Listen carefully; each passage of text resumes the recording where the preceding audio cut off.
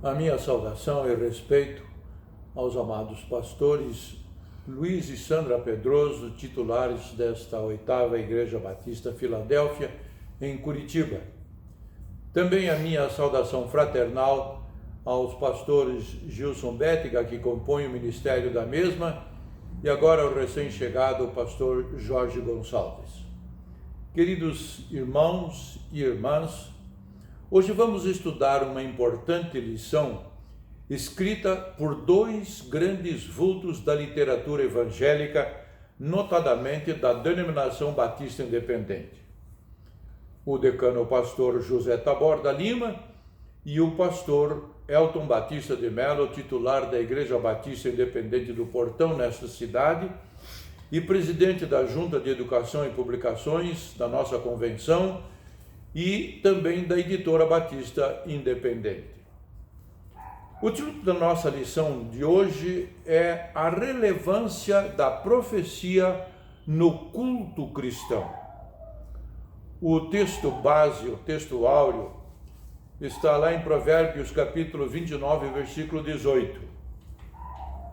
Onde não há revelação divina, o povo se desvia. Mas como é feliz quem obedece à lei. Através desta lição, vamos conhecer a importância do ato de profetizar, quando a Bíblia é pregada, obviamente, e ao mesmo tempo, o devido valor da profecia como palavra de conhecimento. Você sabia qual é a diferença entre o dom de profecia e pregação?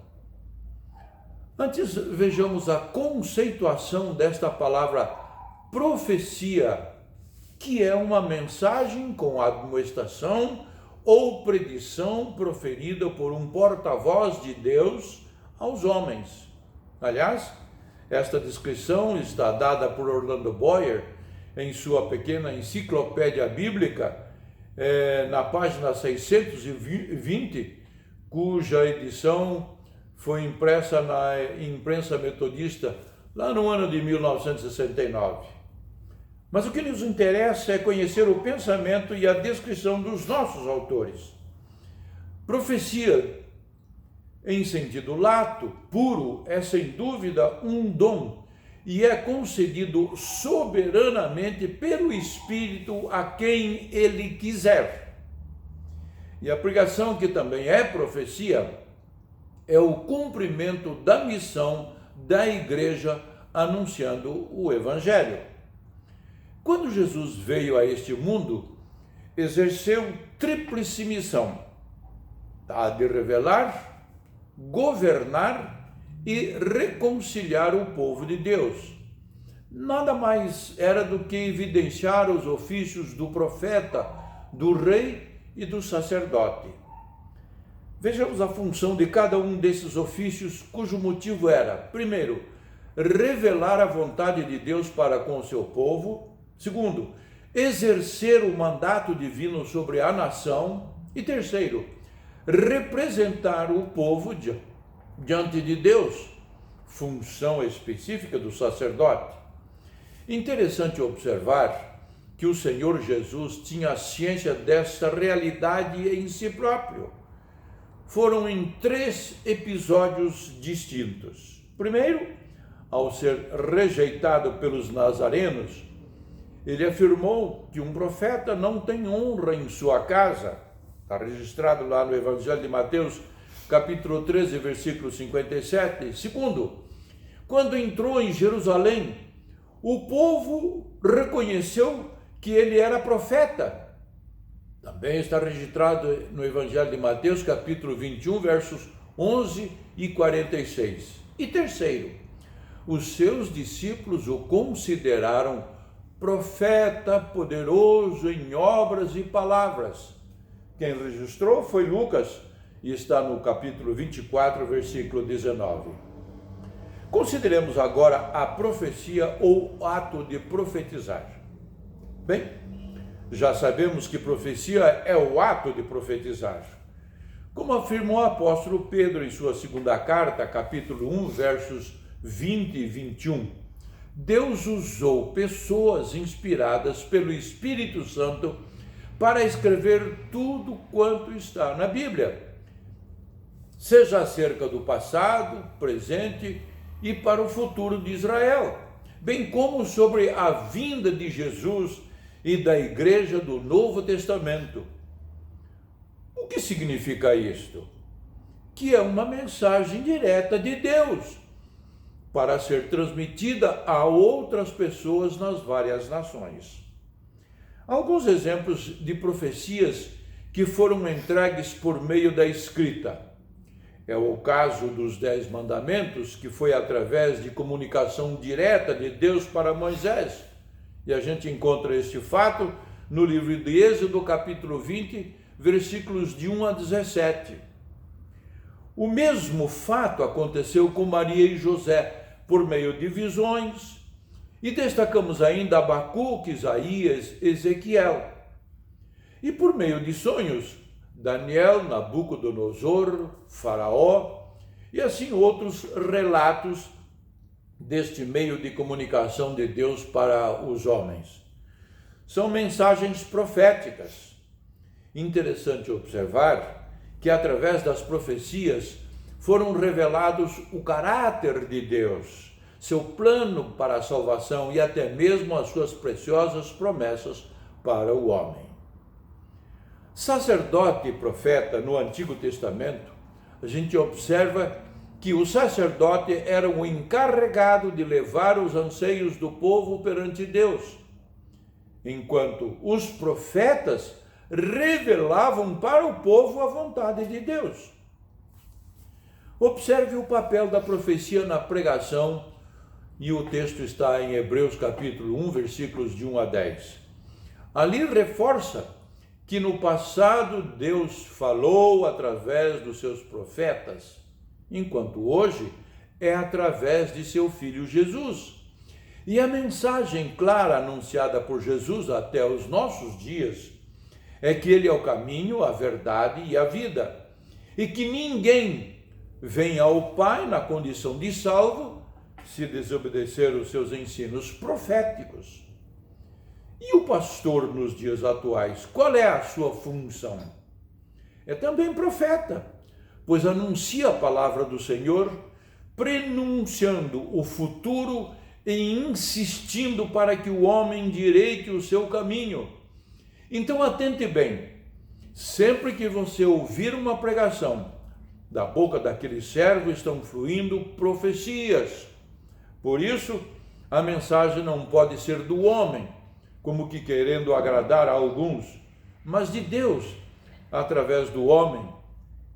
E atenção, Deus não aprova aquele que perverte a sua palavra. Então, qual é o papel da profecia no culto? Leia agora um excerto do livreto denominado Princípios da Nossa Fé, que faz referência quanto ao uso da profecia, seja no culto público ou na particularidade dos nossos relacionamentos. Diz lá em verbes, abro aspas, com respeito ao dom de profecia, entendemos tratar-se de uma enunciação não elaborada previamente, mas recebida diretamente do Senhor, sem qualquer interferência.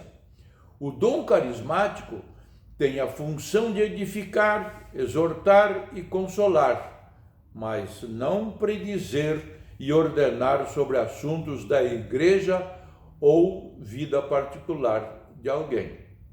Muito boa observação. Isto nos ajuda a não sair por aí dando profetadas e usando este dom divino para atacar ou assustar quem quer que seja.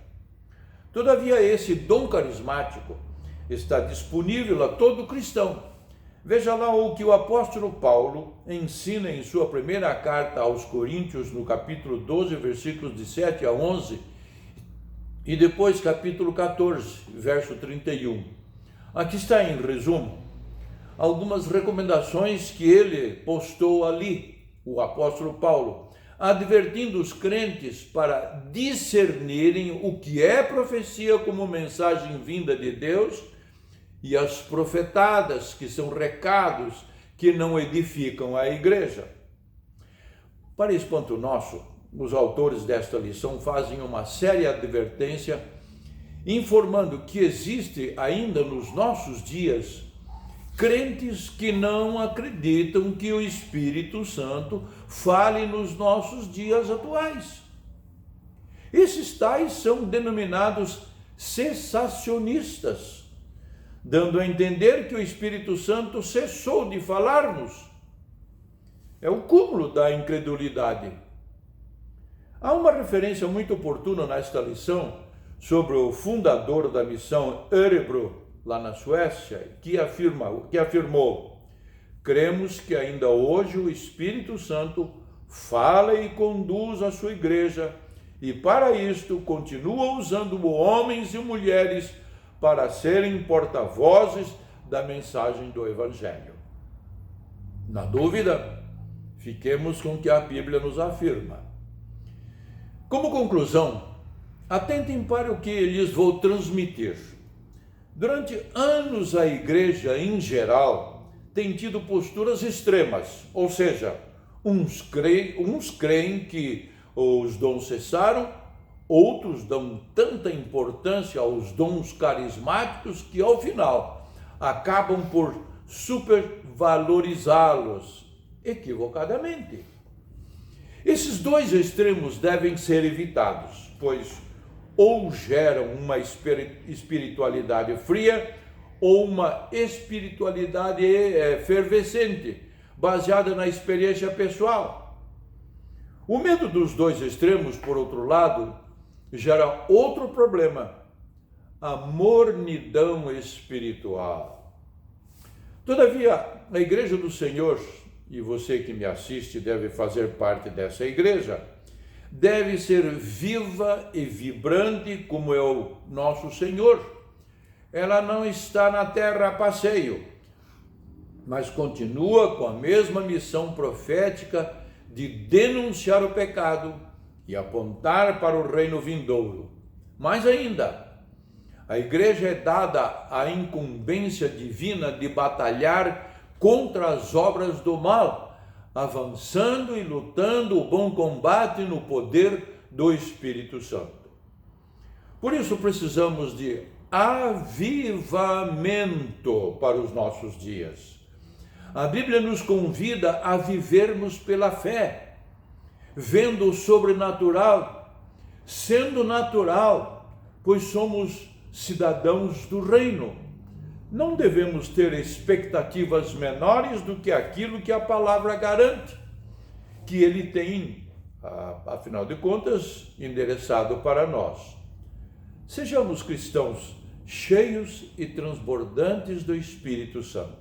Afinal, toda a palavra de Deus, transmitida através do dom da profecia, se é de fato de Deus, se alinha com o ensino geral das Escrituras e se cumpre a seu tempo.